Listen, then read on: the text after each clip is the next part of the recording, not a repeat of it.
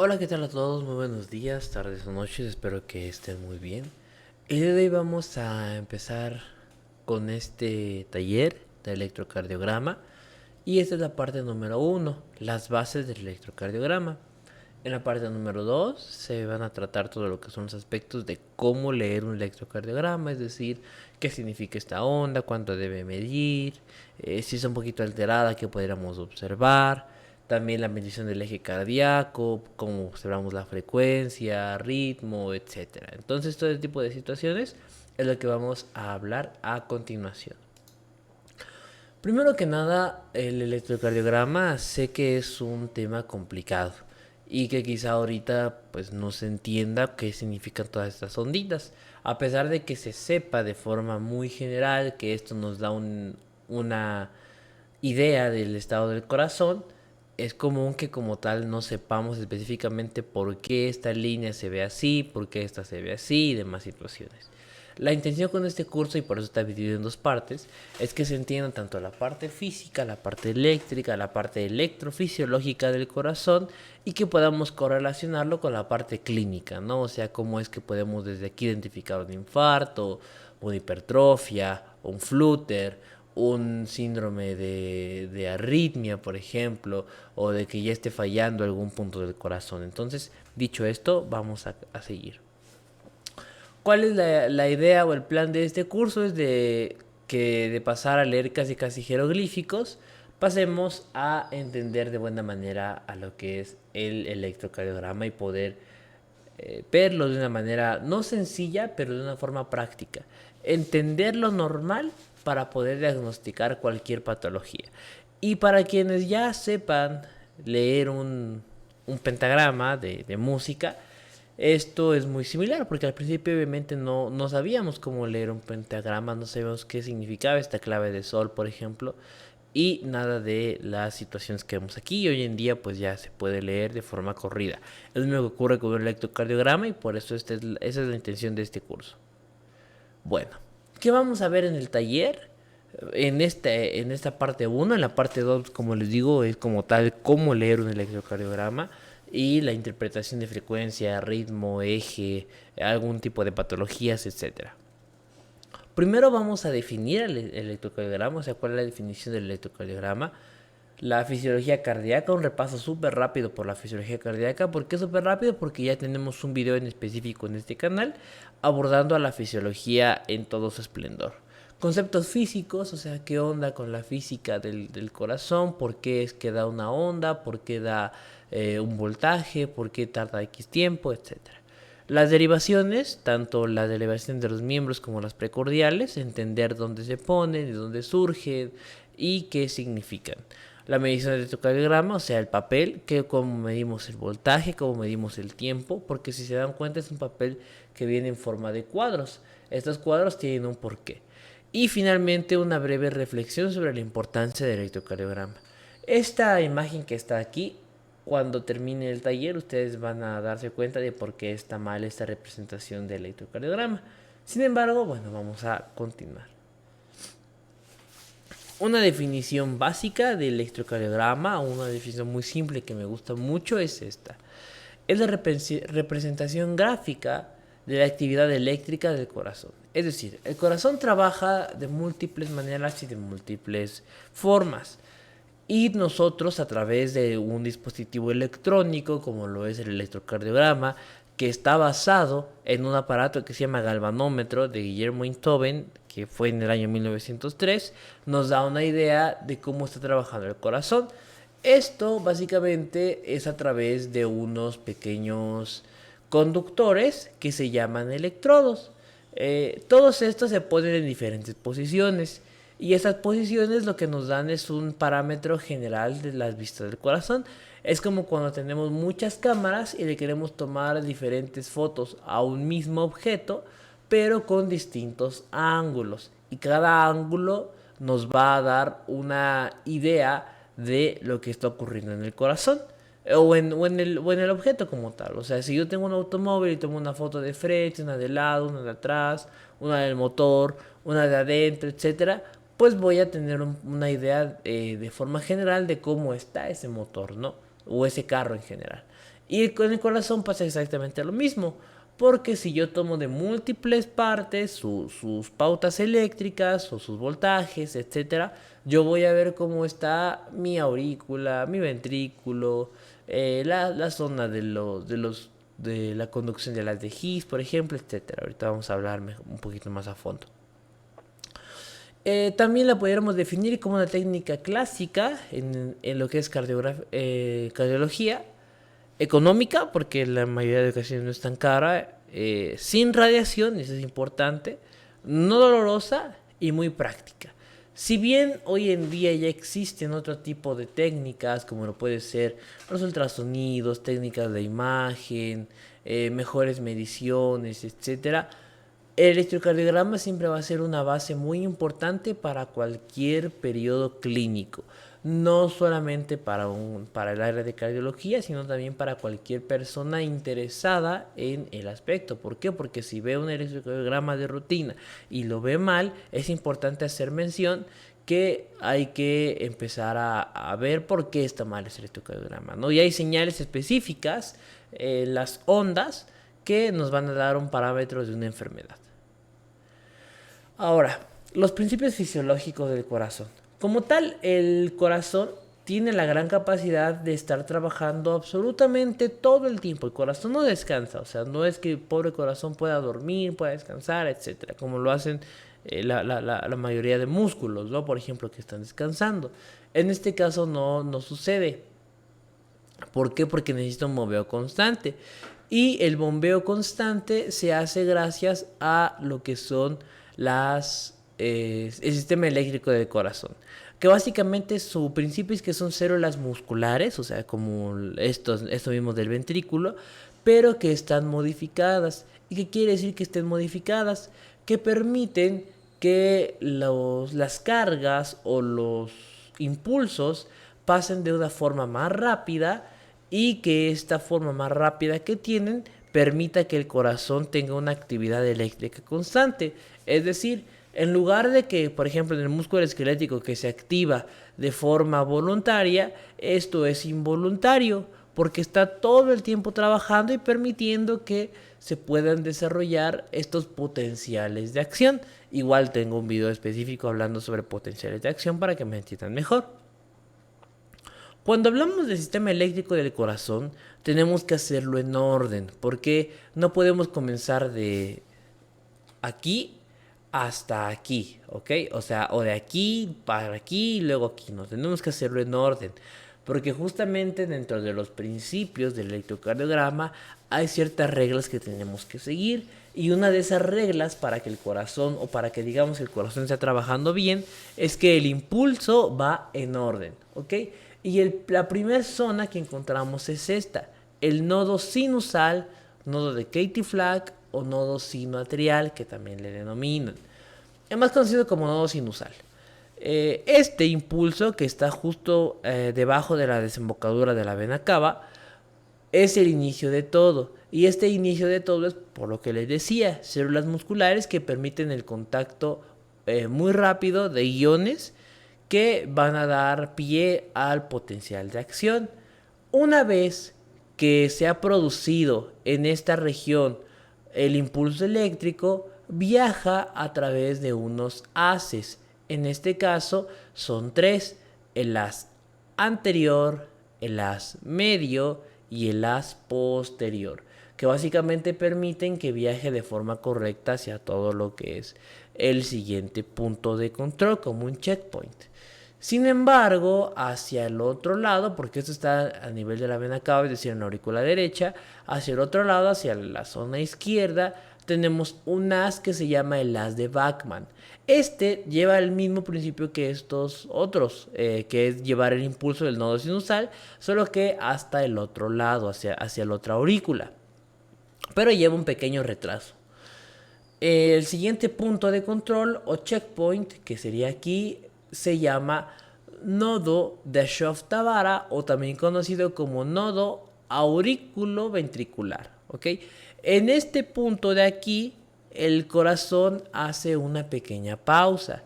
Esta pequeña pausa sirve para que la aurícula se vacíe de forma correcta y el ventrículo se llene de forma adecuada. Esto se hace justamente para que no haya una insuficiencia cardíaca. ¿Por qué? Porque hay que recordar que el corazón es una bombita. Una vez que la aurícula manda toda su sangre hacia lo que es el ventrículo, puede recibir más sangre.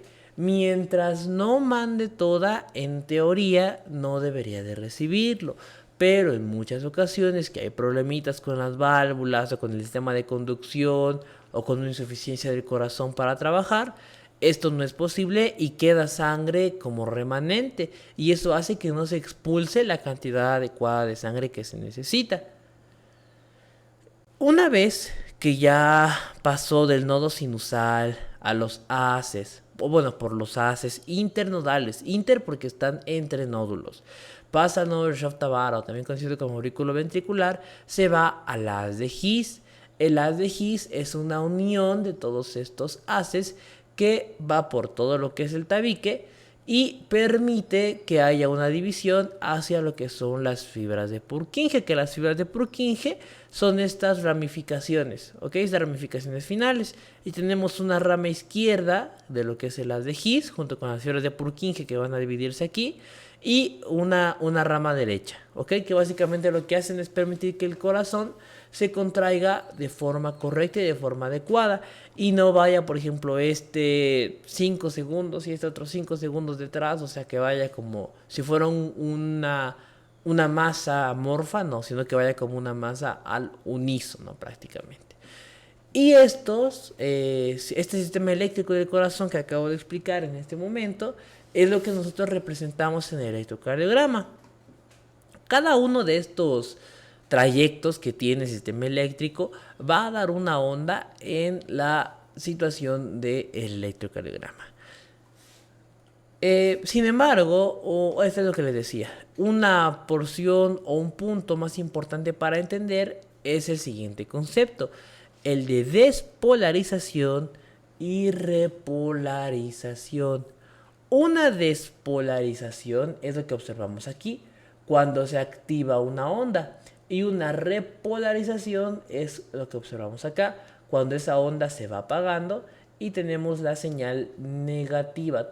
Este es un concepto que voy a dar de una vez. Todo lo que esté hacia arriba en el electrocardiograma es positivo, todo lo que está hacia abajo en el electrocardiograma es negativo, y lo que mantenga una línea recta pues es isoeléctrico, ¿no? En este caso observamos de mejor manera lo que les decía, el impulso que viene desde lo que es el nodo sinusal, viaja por los 3 haces, bueno, por los 4 haces, hasta el aurículo ventricular y finalmente por el haz de His y sus fibras, ¿ok? Y sus ramas, perdón, tanto derecha e izquierda, para terminar en lo que es las fibras de Purkinje. Y aquí se observa la flechita de cómo van avanzando el impulso eléctrico. Una despolarización se refiere a la activación del corazón y una repolarización es como un apagado del corazón, es decir, una vez que ya hubo actividad eléctrica, tengo que regresar al estado basal porque tampoco puede estar en un estado de contracción todo el tiempo, porque si no, ¿cómo se está relajando? Entonces, todo es importante. Y bueno, esto es lo que les decía de las leyes del ECG. Yo lo denominé como postulados de efectividad. ¿Por qué lo denominé así? Porque básicamente son criterios para definir que un ritmo sea sinusal.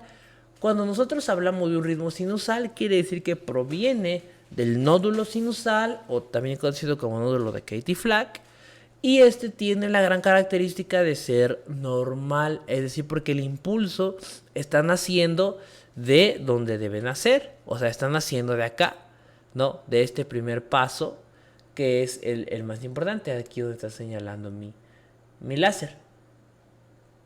Como nace de aquí, todo el impulso va a ser correcto. En teoría, obviamente puede haber una afectación a otro nivel, pero en teoría el impulso está naciendo de forma correcta. ¿Y cuáles son estos postulados? Bueno, una onda P, que ahorita les voy a mencionar más o menos qué ocurre con esta. Cuando nosotros hacemos una contracción en lo que es la zona de la aurícula, gracias al nodo sinusal, podemos representarlo a través de la onda P. que sería esta que está aquí. Una vez que haya esta despolarización, la aurícula te va a tener una repolarización, o sea, un encendido y un apagado. Y este apagado es el que vemos en esta región, o sea, esta onda que se está observando acá. Esta onda P corresponde a la contracción de la aurícula, ¿ok? A la despolarización como tal de la aurícula. Ahora, lo que sigue se llama complejo QRS y tenemos a la onda Q que va siempre hacia abajo, la onda R que va hacia arriba y la onda S que va hacia abajo. Además, esto nos da una idea de que la despolarización del ventrículo está siendo de forma correcta, es decir, la zona inicial de contracción, o sea, el punto de activación, el punto de encendido del ventrículo está trabajando de forma correcta. Y finalmente tenemos a la onda T. Estos que dicen PR, QRS, ST, QT son parámetros que vamos a evaluar más adelante, pero les quiero explicar la onda básica, o sea, esta que está aquí. ¿Ok? La onda P de aurículas, complejo QRS de ventrículos, y la onda T se refiere a la repolarización de los ventrículos. Es decir, el punto de, ok, ya te encendiste, ahora debo de apagarte. Y como los ventrículos son bastante grandes y es el que nos va a dar una mejor idea, por eso se ve la onda T. Dirán, bueno, ¿y las aurículas también tienen una repolarización? Sí, tiene una repolarización. Sin embargo, esta queda oculta por el complejo QRS y por eso no se observa en el electrocardiograma, pero sí tiene repolarización. En este caso lo que hacemos es buscar que sea una onda P, que haya un complejo QRS y que haya una onda T. En ocasiones puede haber una onda U, pero esta onda en ese momento ahorita no la vamos a observar. Y ahora, siguiendo con las leyes o postulados de efectividad para decir que un ritmo es sinusal, o sea que procede del nodo sinusal y que por ahora todo va bien, es el siguiente, que toda onda P debe de preceder a un complejo QRS. Si se dan cuenta en este electrocardiograma, que ya es un electrocardiograma normal, por así decirlo, aquí justo donde está mi puntero se observa una onda P, es decir, una onda picudita inicial. Luego, que la onda P no tenga variación en la misma derivación, o sea que aquí la onda P sea como esta, sea como esta y sea como esta. Si se dan cuenta, las ondas P, que son estas que están aquí, son las ondas chiquitas antes de un QRS, son iguales en los tres parámetros. Aquí también, aquí también, aquí también, aquí también, aquí también, aquí también. Y en todas las demás se observan las ondas P. Si alcanzan a observar las ondas P, son iguales, ¿ok? O sea, no hay una variación. Que hay un intervalo PR constante, o sea que entre la onda P y la onda R no hay una diferencia, por ejemplo. No, ese es un ejemplo muy burdo, no quiero que se tomen esta medida. Imagínense que entre la onda P y el pico de la onda R, que es esta que está aquí, hay 3 cuadros, ¿ok? Y que estos 3 cuadros que están ahí tienen que mantenerse en este punto, en este punto, en este punto, que en este caso sean 2 cuadros y medio, por ejemplo, y tengamos este punto, 2 cuadros y medio, 2 y medio y 2 y medio. Y así con todos, o sea que no haya una variación en este intervalo. Y que el intervalo PP, o sea, entre una onda P y otra onda P, sea constante. Por ejemplo, si es de, no sé, 15 cuadros, sean 15 cuadros aquí, 15 cuadros aquí, 15 cuadros aquí y aquí y aquí y así siguiéndonos hasta toda el punto del electrocardiograma. Finalmente, otro postulado de efectividad es que la onda P sea positiva en D1, D2 y ABF. Estas son derivaciones que quizá ahorita no se entienden, pero más adelante se van a entender. Pero este es un quinto postulado que lo vamos a dejar pendiente porque aún nos faltan explicar lo que son las derivaciones. Ahora, ¿cómo funciona la electrocardiografía? Ya vimos la fisiología del corazón, que parte de un nodo sinusal y que va a viajar hasta la región de lo que es la de His y finalmente a la fibra de Purkinje. Pero otro punto muy importante es cómo funciona como tal el electrocardiograma, o sea, cuál es la base fisiológica y física del electrocardiograma. Perdón. Y aquí es donde entra un concepto que es muy importante, que es el de un dipolo. Un dipolo básicamente es una estructura que tiene dos cargas, una positiva y una negativa. Y estas constantemente van a estar trabajando. Nosotros en el electrocardiograma medimos ambas, tanto la carga positiva como la carga negativa. Y básicamente esto lo que nos está diciendo es que una onda positiva, como le explicaba, ¿no? Va a ser una despolarización, o sea, una activación del potencial de acción. Y la onda negativa, de forma general, es una repolarización, o sea, cuando se vuelve negativo, o sea, cuando ya se apaga el impulso. Gracias a toda esta región que tenemos aquí, se puede formar el eje eléctrico del corazón, o sea, el electrocardiograma. Y lo podemos representar con nuestras ondas, como les decía, una despolarización de las aurículas con la onda P, de los ventrículos con el complejo QRS y una repolarización con la onda T. ¿Por qué? Porque la despolarización de las aurículas queda oculta o tapada por el complejo QRS porque nos da un mayor voltaje. Y este es un concepto también importante, porque aquí la cuestión es que no sea un solo impulso el que nos va a dar esta onda, sino que es una suma de vectores. ¿Qué quiere decir esto? La célula como tal, imaginemos que esta flechita es una célula cardíaca, ¿ok? Esta célula cardíaca me va a dar un impulso eléctrico para acá. Sin embargo, con este único impulso eléctrico no voy a poder tener esta medición del electrocardiograma. ¿Por qué? Porque es muy bajo. Lo que necesito es una suma de muchas líneas, de muchos impulsos eléctricos que me está mandando para que me pueda generar este tipo de ondas, ¿ok? Y cada una de estas líneas que me está mandando la célula cardíaca es un vector. Y cuando sumamos todos los vectores, o sea, cuando sumamos todas las líneas, nos va a dar ondas en el electrocardiograma. Este simplemente es una diferencia entre potencial de acción, tanto del normal en células nerviosas, por ejemplo, como en células del corazón. Pero ya tengo un video explicando a fondo este tema. Ahora, una vez que ya entendimos los procesos físicos básicos del electrocardiograma, es decir, que pues bueno, todo funciona a través de los nodos y el principal es el nodo sinusal, este es el inicial, viaja para llegar a lo que es el aurículo ventricular y finalmente el impulso se va por el lado de His. Todo este concepto parte de la idea de un dipolo, de que tenemos una carga positiva y una carga negativa, que puede ser representada en el electrocardiograma como arriba positivo y abajo negativo.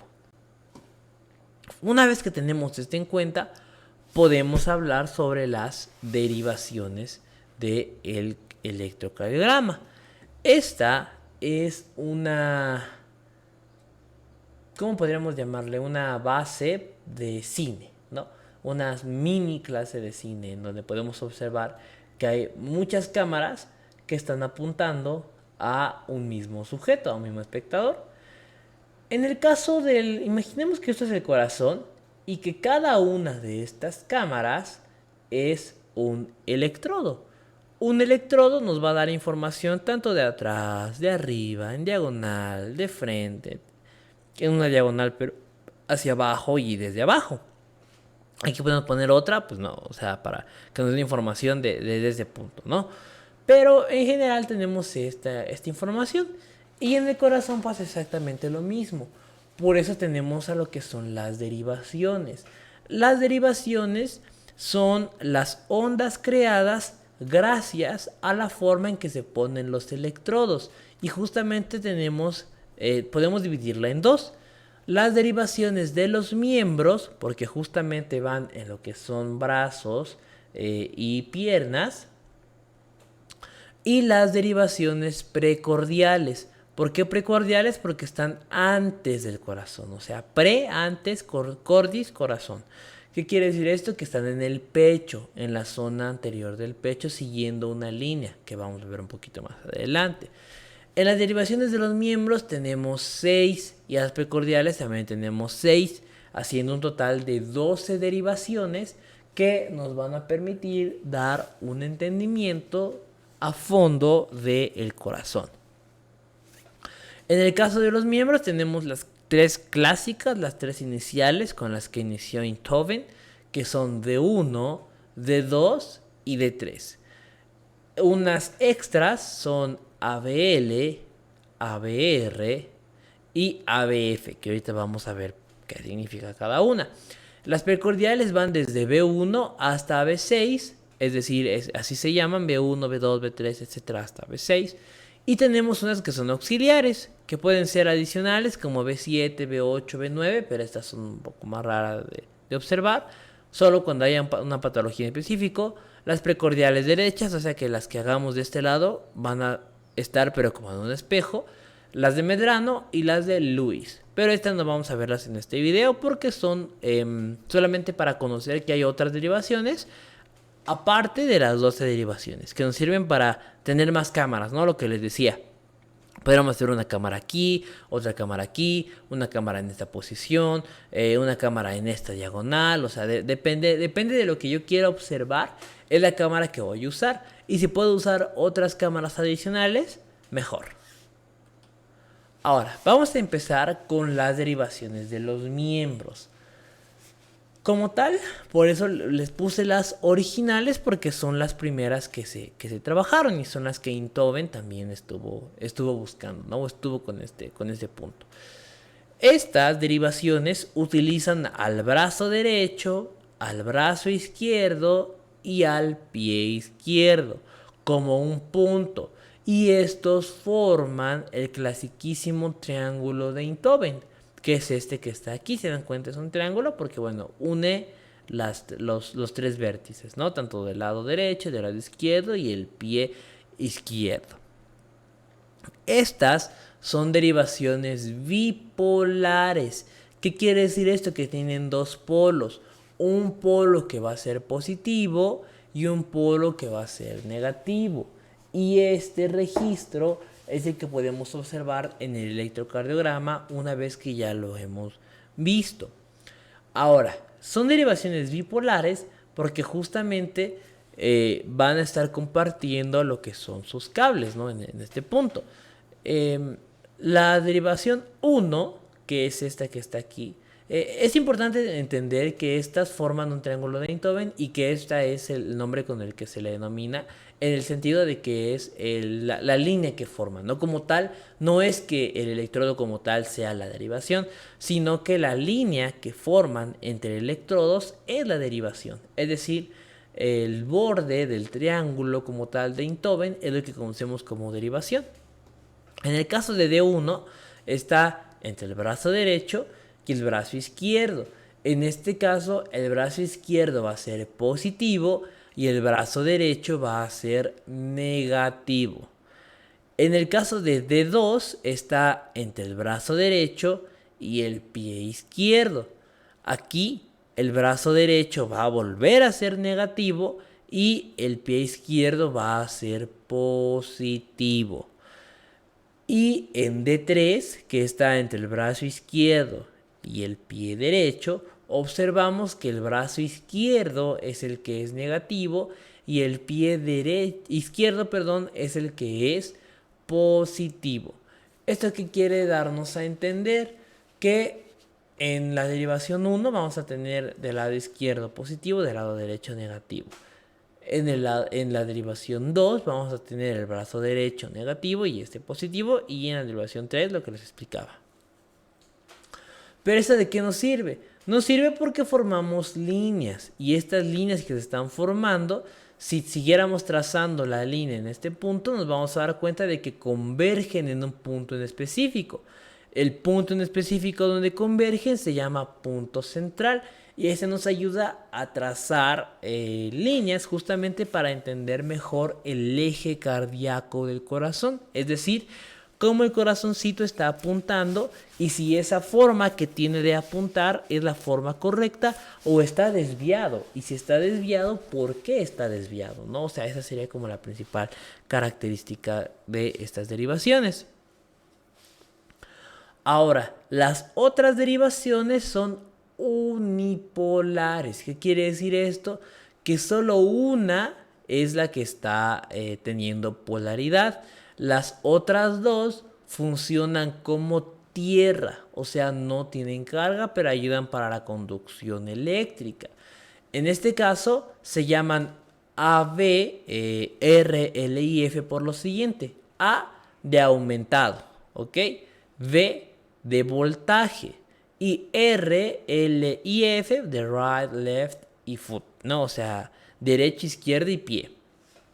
¿Cuál es la historia de esto?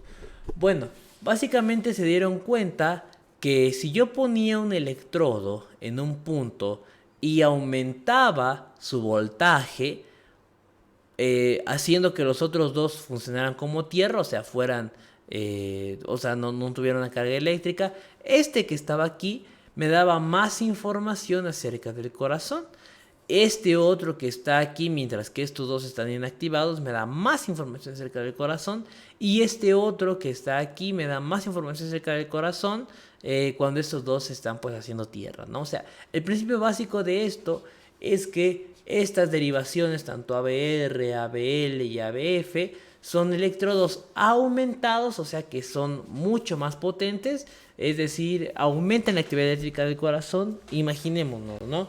Que si el corazón daba una energía, esta es una suposición porque no son, o sea, solo son datos de referencia, que el corazón nos daba en esa onda en específico una onda de 0.5 milivoltios de forma normal, pero con este aumento que se le hizo al voltaje, ahora podemos observar ondas de hasta 1 milivoltio, o sea, casi el doble, y eso nos permite verlo de mejor manera, más amplio y sobre todo entender si existe alguna patología.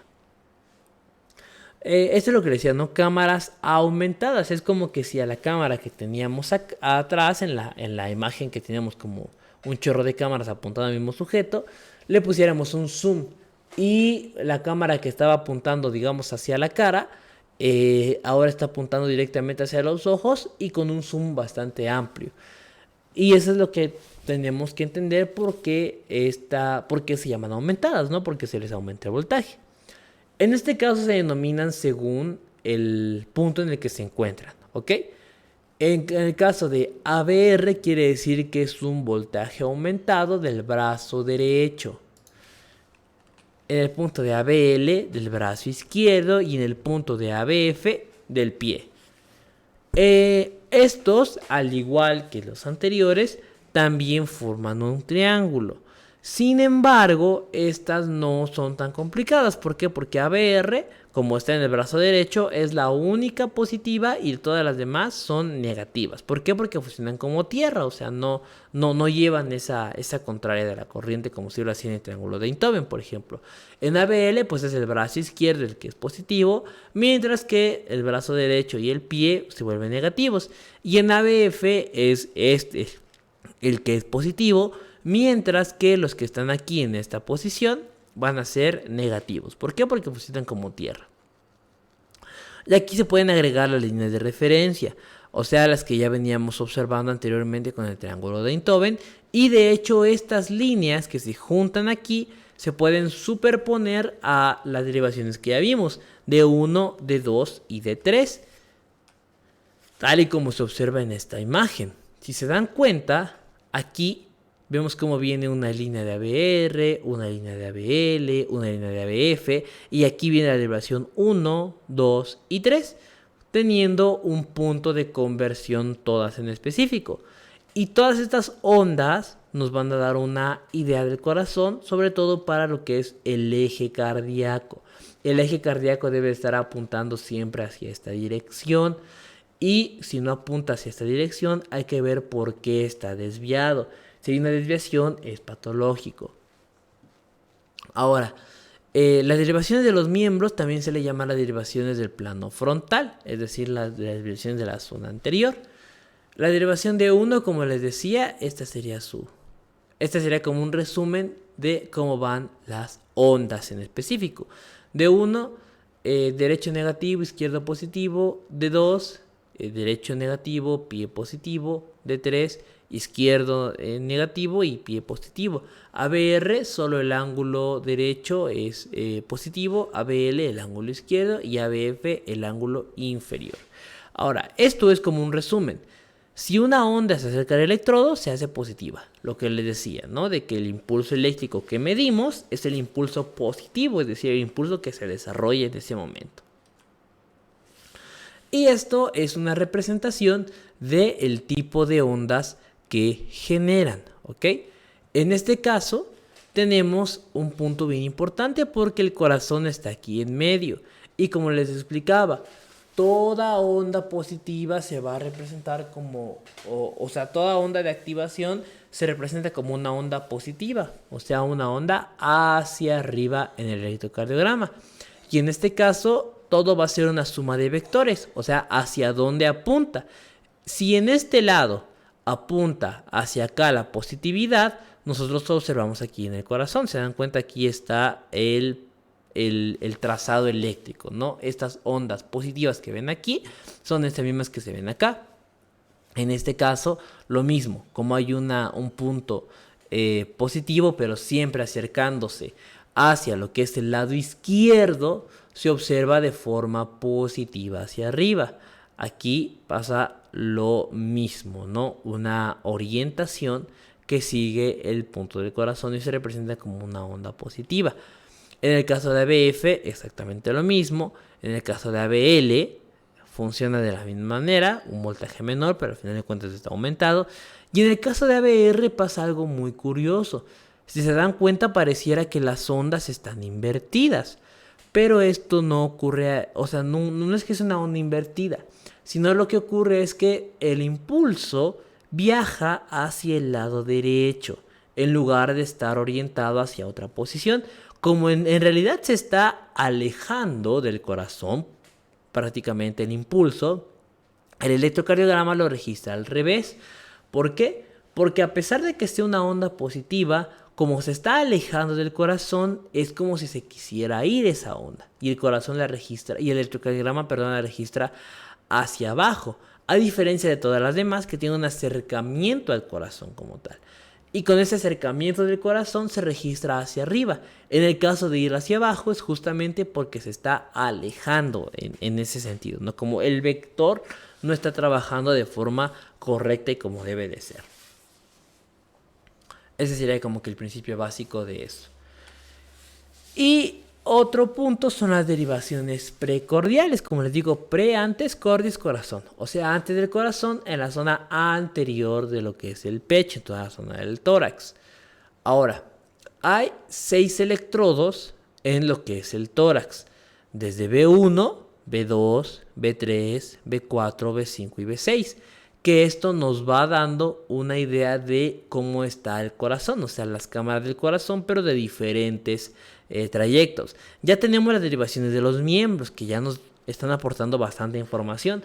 Ahora necesitamos una información más específica, por así decirlo, de los ventrículos, por ejemplo, que esta nos va a dar este tipo de derivaciones, de B1 a B6. Tienen un electrodo positivo, que es el que registra todas las ondas. Van de derecha a izquierda en la mayoría de los casos. Como les digo, podrían haber de otro estilo, como que vayan de izquierda a derecha, pero esas son cuando ya queremos ver un punto muy específico del corazón y tenemos que hacer ciertas maniobras o ciertas técnicas para que las derivaciones sean un tanto diferentes. Estas son ondas positivas que van en avance, se dan cuenta, van siendo progresivas y cada vez observamos una onda más pareja, por así decirlo. Y si observamos la espalda funciona como un punto de rebote. En este punto, si tenemos a los electrodos en la zona anterior, en la zona del tórax, en la zona posterior, o sea, en la zona de la espalda, vamos a tener electrodos o ondas negativas. ¿Por qué? Porque funcionan como una especie de espejo eléctrico. Hay cambios progresivos en la onda y esto se debe a la orientación del corazón. Es lo que les decía de los vectores, que si bien el vector apunta hacia esta posición, o sea, hacia cada posición del electrodo, en algunas ocasiones la flecha que está saliendo nos va a dar una idea. Es lo mismo que ocurre en ABR, que ABR ya ven que apuntaba hacia acá, hacia lo que era el lado derecho, y parecía una onda negativa súper grande, pero en realidad era por la orientación del corazón. Aquí pasa exactamente lo mismo, que por la orientación que presenta el corazón, va a haber un cambio progresivo en lo que son las ondas. Y sobre todo se da por el ventrículo izquierdo. El ventrículo izquierdo es una gran masa. Imagínenselo como que fuera un planeta, ¿ok? Como que fueran planetas. Los planetas más grandes tienen mucha gravedad. O los cuerpos más grandes, mejor dicho, tienen mucha gravedad, así como el Sol, y atrae a los más pequeños y de menor gravedad y los pone a girar a su alrededor. En este caso pasa algo muy similar. El ventrículo izquierdo, que es muy grande y tiene mucha fuerza porque tiene que expulsar toda la sangre hacia el resto del organismo, atrae las ondas, por así decirlo. Y una vez que esas ondas se alejan de él, en el electrocardiograma pareciera que fueran negativas, pero en realidad es solamente por la orientación de sus vectores, o sea, la orientación de sus flechitas. Por eso les puse esta pregunta acá. ¿Por qué en B1 es negativo y en B6 es positiva la otra? ¿No? O sea, ¿por qué es que cambia tanto este parámetro de la onda? Y ese sería el principio básico. Ahora, las derivaciones miden diferentes lados del corazón. B1 y B2 miden principalmente lo que es el lado derecho. B3 y B4 miden el tabique interventricular. Y B5 y B6 miden la parte izquierda. Por eso es que en esta parte izquierda del corazón podemos observar que hay una mayor altura de lo que son las ondas eléctricas, justo por estos vectores que les estaba explicando. Y bueno, ¿cómo se genera este patrón ya como tal, el patrón precordial? En esta imagen se observa de mejor manera. Primero que nada hay que entender que la onda R y la onda S, ok, la onda R y la onda S, ¿se acuerdan del complejo QRS del ventrículo? Pues van cambiando según movimiento de derecha a izquierda. Esto es lo que les decía de la suma de vectores. Si se dan cuenta, hacia aquí, del lado derecho, apuntan hacia la derecha justamente. Y por eso se observa como que fuera una onda S, pues cada vez más grande, una onda negativa, ¿no? Sin embargo, no es que sea no es que esté mal, sino que simplemente es por la orientación de los vectores. Y va cambiando de derecha a izquierda. Se dan cuenta de la izquierda, ya como el ventrículo izquierdo es el que tiene todos sus vectores hacia la zona como debería de ser para él y que le gusta justamente que esté orientándose siempre estos vectores hacia esa posición, pues va a dar una onda más como la conocemos en el electrocardiograma, ¿no? Pero las otras también están bien, sencillamente es que tenemos esta variación por la orientación del corazón. El trazo cada vez se hace más positivo y si se aleja el trazo se va a hacer negativo, ¿no? Como lo vemos en esta región de acá. Y otro es la teoría vectorial de la despolarización ventricular. ¿Qué quiere decir esto? Básicamente nos habla sobre los vectores. Que hay un descenso rápido por el ventrículo izquierdo y un descenso más rápido por esta gran masa. El impulso alejado del ventrículo pareciera que fuera negativo, pero en realidad es solo porque los vectores apuntan de una forma diferente. Y una vez que se generan los vectores, podemos observar de mejor manera las ondas. ¿Por qué? Porque una vez que se suman, pues ya podemos, es lo que les decía, ¿no? Que no es que sea un solo impulso eléctrico, sino que es la suma de varios impulsos eléctricos que nos va a dar las ondas del corazón. Y ahora, ya para ir finalizando, ¿en dónde van a ir los electrodos? Pues bueno, los de los miembros van a ser básicamente 4 electrodos. Uno en el brazo derecho, entre lo que es hombro y codo. Uno en el brazo izquierdo, entre lo que es también el hombro y el codo. Uno en la pierna derecha, que es básicamente entre lo que es el torso y el tobillo. Y uno en la pierna izquierda, que es igual entre el torso y el tobillo para medir las derivaciones de los miembros. En el caso de los precordiales, van a ser 6. B1 va a ir al cuarto espacio intercostal, o sea, entre las costillas, en la línea paraesternal, o sea, al ladito de lo que es el esternón, sobre el lado derecho. B2 va a ir en la misma posición, pero en espejo, en el lado izquierdo, o sea, cuarto espacio intercostal, línea paraesternal izquierda. B3 va a estar entre B2 y B4. Y B4 está en lo que es el quinto espacio intercostal en la línea medio clavicular. O sea, esta es la clavícula y aquí viene la mitad de la clavícula. B5 está también en el quinto espacio intercostal, básicamente casi a la misma altura que B4, pero esa está en la línea axilar anterior. Y B6 va a estar en la línea axilar medio. O sea, no es que esté tan pegadito, sino que por la representación de la imagen se ve así, pero está un poquito más espaciado. Esa sería la posición. Y finalmente, ¿cómo medimos el papel del electrocardiograma? Se dan cuenta, es un papel cuadriculado, que básicamente son hojas milimétricas, o sea, todos estos son milímetros. Y los milímetros representan voltaje hacia arriba y tiempo hacia lo largo o hacia lo ancho. En este caso, es termosensible, o sea, es según la temperatura. Por ejemplo, si se eleva la temperatura, quiere decir que estuvo positivo y se marca en el papel. Si baja, pues quiere decir que estuvo negativo y por lo tanto también se marca en el papel como una onda que va hacia abajo. La estandarización es a 1 milivoltio. Puede haber a otros, sí, como a 2 milivoltios, pero ese es más raro. Lo más común es que sea 1 milivoltio, o sea que dos cuadrotes grandes, por así decirlo, de este electrocardiograma sean 1 milivoltio y que la mitad pues es 0.5. En el caso del voltaje, cada cuadrito que está aquí, estos cuadritos chiquititos, nos van a dar 0.1 milivoltios. Es decir, que 5 cuadritos, que serían un cuadro grande, nos da 0.5 milivoltios.